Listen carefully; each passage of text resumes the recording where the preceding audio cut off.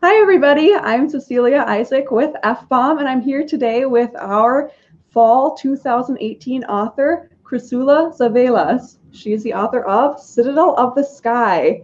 Citadel of the Sky, we're really excited because it includes 4 short stories in the back, 3 of which are new to the F-BOM special edition. And then, of course, there's our author preface and our F-BOM forward. But today, Chrysoula is going to give us a sneak peek into her novel, so I'm going to let her take it away. Chrysoula? All right.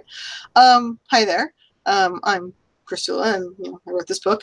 When I was a kid, the most popular trope in fantasy was an apparently ordinary boy goes on to defeat the Dark Lord and then becomes king and, lives happily ever after.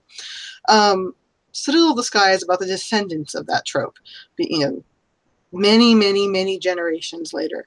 The royal blood of Syria has this unique magic, which I'll talk about in a second. And they're kind of interbred, and they have really notorious mental health problems, and they're the God-chosen rulers of the Holy Land, basically. And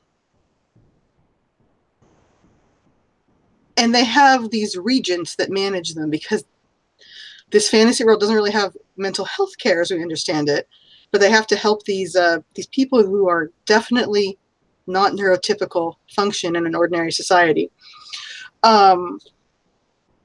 Anyhow, so the way it ends up working is that the royal blood runs around and does whatever they want, playing, they're goofed off, and the royal council actually rules the kingdom. And the regents manage the royal blood, and the royal blood is only used when there's a war or magic or holy days, like, holidays and stuff. So they're basically weapons that are called prince and princesses and kings and queens. And my main character is a pretty typical example. She's around 16 years old, and she wants to not go crazy. I mean, she loves theater. She daydreams about romance. She's the most powerful magic user in her family, which means she's one of the most powerful people magically in the world. And her primary goal is to not give into this madness curse that caused multiple of her uncles to commit suicide and her mother to leave her father, and just, lots of personal tragedy there. And because she's so motivated at wanting to avoid trouble, she dives right into it when it shows up so she can sort things out. And she ends up pulling in her cousin and her sister and her best friend, and they get involved with some of the underlying political issues in the kingdom, as well as a magical enemy they've never seen before. I wanted to describe the magic because I like it, and the terminology they use in the book is not terminology we would use now. They have basically the family has their own personal psychic internet that they can talk to each other on, and leave things behind, like web page, the equivalent of web pages in a way.